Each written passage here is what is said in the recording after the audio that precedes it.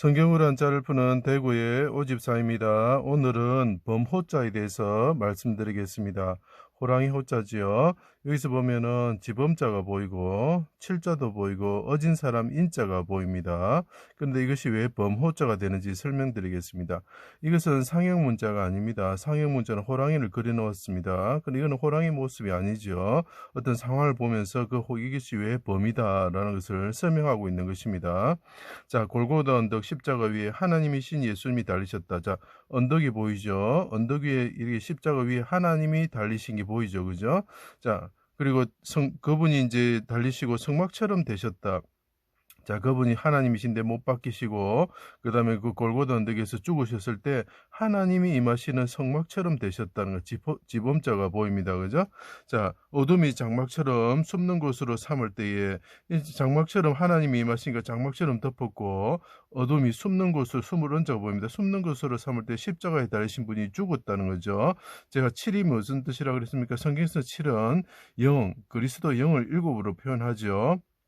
그래서 일곱 눈이라고 표현을 하게 됩니다. 어린 양의 일곱 눈이라고 표현을 합니다. 그래서 7이 등장합니다. 십자가에 달리신 분이 죽으셨을 때, 어둠이며 죽으셨을 때 관련된 숫자는 그분이 영이 떠났다는 거죠. 7이죠. 그분이 어둠이 임할 때 그분이 어진 사람, 그러니까 쉽게 말해 의인이 죽었다 이런 뜻이 되는 것입니다.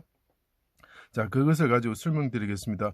어둠이 장막처럼 숨는 것으로 삼을 때에 하나님이 성막 대신 예수님이 임하셨고 십자가에서 영이 떠나심으로 성막 안에 등잔 때처럼 하나님이 그늘이 덮을 때 남쪽으로 내려가셨다. 이게 무슨 말이냐면 그 메노라라는 게 7개의 등잔으로 돼 있죠. 그죠? 자, 7이라는 숫자가 등장합니다. 집이 있는데 집 안에 메노라 7과 관련된 것이 일어났다는 거죠. 그 사람은 어진 사람인데 그 영이 남쪽으로 떡상은 북쪽에 있고 그 메노라 남쪽에 있죠. 남쪽으로 내려갔다. 남쪽으로 내려갔다는 말은 무슨 말입니까?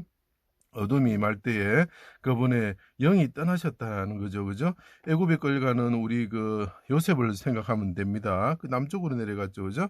내려가셨다. 하나님의 아들이신 어진이가 발을 상하시고 사자와 같이 크게 부르짖으시고 운명하셨다. 그분이 운명하셨다는 거죠. 사자처럼 부르짖었다는 거죠. 자, 성경에는 호랑이라는 범이라는 말이 나오지 않습니다. 사자와 표범 이런 표현으로 나옵니다. 그래서 이것이 표범할 때 범자가 되는 거죠.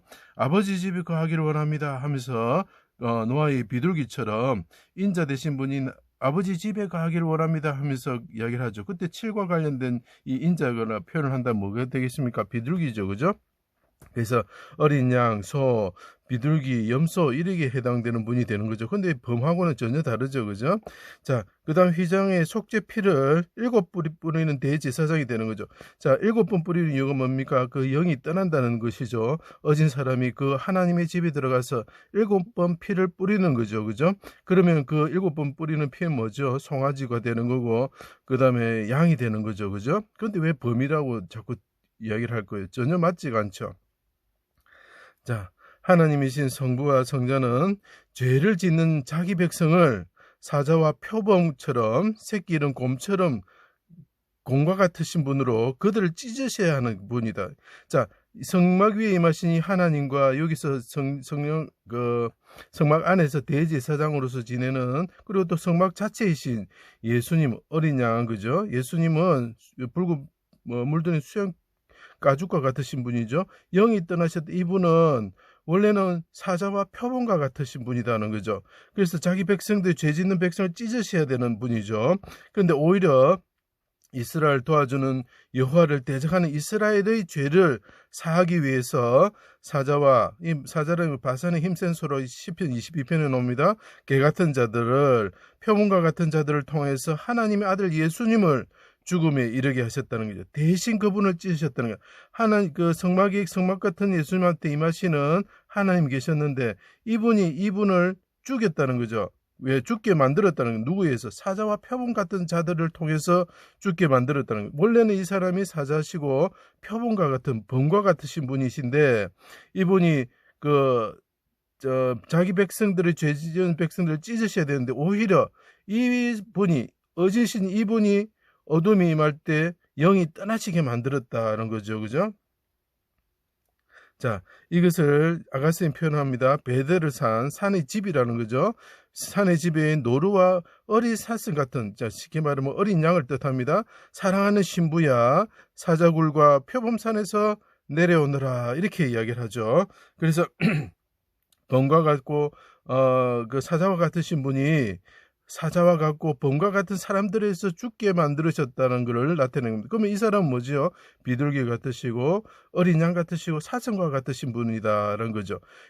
그러니까 이것이 범을 나타내는 것이 아니고 이 어지신 분이 영이 떠나시고, 그죠? 속죄 제물처럼 휘장 밑에 피를 7번 뿌리시는 대제사장과 같으신 분이고 메노로와 같으시고 영이 떠나시는 분인데, 이분은 사슴과 같고 어린 양과 같으신 분인데 하나님이 임하셔가지고 사자와 같고 범과 같은 사람들이 찢겨서 죽게 만드셨다는 거죠. 그래서 이것이 범호자가 되는 것입니다. 제가 그것을 요약하겠습니다. 악인을 찢으시는 사자와 표범과 곰과 같으신 분이 자기 백성들의 죄와 심판에서 구원하시려고 사자와 표범 같은 악인들에 의해서 십자가에서 사슴처럼 어린 양처럼 찢기시게 되셨다. 그래서 이것을 나타내는 것은 뭐냐면 비둘기고 그분이 어린 양이고 사슴과 같은 분이다는 거죠. 범에게 당하는 사슴과 같은 분이라는 거죠. 근데 원래 이분은 범과 같으신 분이고 사자와 같으신 분이라는 걸 나타내는 글자입니다. 어린 양처럼 찢기시게 돼서 휘장과 요셉과 채세고처럼 그분이 찢기시게 되는데, 군대 진영 앞에 용사처럼 시온산의 사자처럼 해산하는 여인처럼, 라헬이 이제 해산하는 여인이 암양이라는 뜻이죠. 이분이 양이라는 뜻입니다. 부르짖으심으로 구원을 받아 그 하늘에 오르시어 자기 백성을 구원하시고 대적을 사자와 표범과 곰과 같이 찢으시는 하나님이 되셨다는 거죠. 자, 이분이 십자가에서 죽으셨는데 어린 양처럼 죽으셨는데 사슴처럼 죽으셨다는 거죠. 그런데 그분이 하늘에 오르셔서 사자와 표범과 같은 분이 되셔가지고 자기를 믿지 않는 자들을 대적하는 자들을 찢으시는 분이 되셨다는 거죠. 자, 그래서 보면은 사자가 덤비죠. 삼손에게 덤비죠. 삼손이 어떻게 하면 사자를 찢어버리죠. 이 사자는 악의를 뜻합니다. 이 삼손은 뭡니까? 하늘에 오르시는 사자와 같이 그 대적들을 찢으시는 사람이 된다는 거죠. 대적하는 사자를 마귀 수월 악인을 찢으시고 심판하는 하나님이 되셨다는 거죠. 그래서 자기 백성들을 사자와 곰의 입에서 구원하시는 분이 되셨다는 거죠. 자, 이분이 원래는 사자와 범과 같으신 분인데 사자와 범과 같으신 분이 그 성막에 임하셨는데 그분이 죽으시면서 영혼이 떠나시면서 피를 그 휘장 밑에 뿌리시면서 휘장이 찢어지시면서 그분이 어린 양처럼 사슴처럼 죽으셨다. 누구에게서? 사자와 범과 같은 자들에 의해서 죽으셨는데 그분이 다시 하늘에 오르셔서 사자와 범과 같으신 분이 되셨다. 이런 뜻입니다. 그래서 이것이 범호자가 되는 것입니다. 제 강의를 들어주셔서 감사합니다.